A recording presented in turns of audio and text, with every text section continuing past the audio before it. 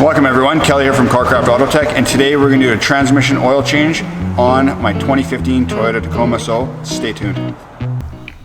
Let's go ahead and take a look at the supplies that we're going to need. Obviously we're going to need some fluid. It is recommended for Toyota factory WS fluid. I've had great luck with liquid moly fluids at our shop, so that's what I'm using today. You're going to need some tools, obviously a wrench and or ratchet. You'll need a 24 mil or 15/16 works just as good. You'll need a 14 mil and a 5 mil hex socket. So anything that works in that's basically the same as those, that will work perfectly fine. I have a nice fluid pump because I'm at the shop, but if not, you can get yourself a bottle pump that basically just screws onto the liter bottles, and you can use that for pumping and filling the transmission. So with that, let's get started. I've gone ahead and added a complete screen share of the service procedure in ALLDATA. So this basically is what we would be using here at the shop. It will guide you through this whole service. A few times in the video I reference this. Definitely just pause the video, have a look through it, read it. It will basically carry you through this whole thing. I'm going to go ahead and obviously show you through the video, but this will basically be your resource and everything that you're going to need.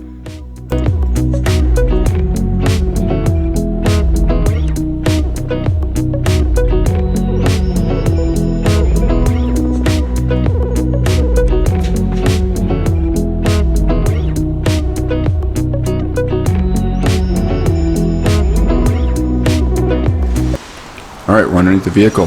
Here's your drain plug, here is the overflow plug, and up there is the fill plug. So the first thing we do is check the fill plug and the overflow plug. The last thing we want to do is go ahead and start draining the fluid and find out that we have a problem with one of those, and then you're stuck basically with an empty transmission and you can't get your fluid in there. So once you've identified all those, they're clean, they're good, let's go ahead and remove it.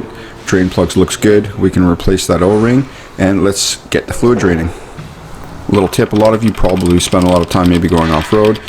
This one here, you want to make sure that the hole is clean. Get a little screwdriver, clean up the hole. If you have some compressed air, blow it out. Same thing with the drain plug, any dirt around there. Clean the area off first, make sure it's clean and clear. Then go ahead and make sure that the socket is firmly deep into the hole and not partially. That way you're not worrying about rounding it. All right, give it a bump off, and yeah, should be good to go.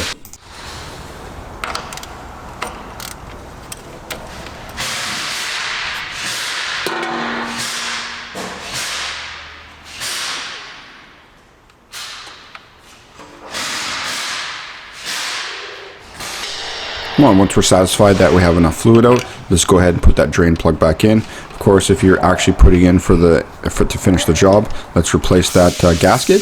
If not, if we're going to be doing this service a couple of times in a row, we'll just lightly put it in there for the time being. So what you're seeing here is me putting the tube into the fill hole, and I got my fluid pump down there, and I'm just pumping the fluid in. So in order to set the trans temp level correctly, we're going to have to find the trans temp fluid temperature essentially. So obviously if you have a scan tool or that kind of stuff, you can go through, you can select the data, you can find it. I'm going to link it in the procedure, it'll show you how to do it. We can do that basically with a little piece of wire or a cotter pin through the OBD2 connector. So let's go ahead, I'm going to try that out. Normally I wouldn't do that, but hey, this is the way you're going to do it, so let's try and figure it out together. Okay, so here we are, obviously under the dash. We got trying to make some light here. There we go. OBD2 connector under here, and like I said, I'm going to link it in the description there. We want to put it into the 4th and the 13th pin. So let's get that set up.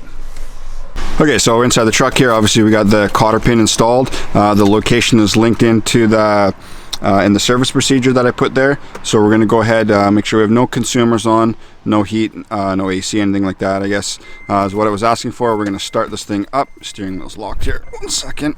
There we go. Let's fire this thing up. And I believe we're supposed to put it in drive and then neutral right away. See, we got a bunch of warning lights flicking here. Hopefully that is the normal, and we're just going to warm this thing up here and see if that AT temp comes up when it reaches the right temperature. So let's go ahead and just let it idle, or you could rev it up and warm it up a little bit. Okay, so yeah, we got all the other warning lights that are coming on. I guess that's part of it. It's checking different codes and everything.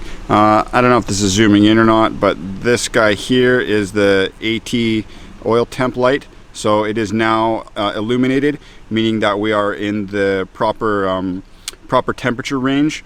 So this is at the point where we would go ahead and pull the drain, not the drain plug, the overfill plug to check the level is correct.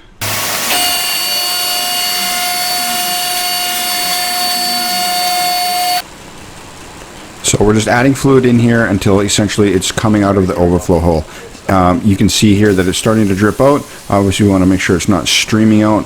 We want it to just slow down just a little bit, and just before it comes to a complete stop or so, then we're going to go ahead and put in the overflow plug, and we have a set level.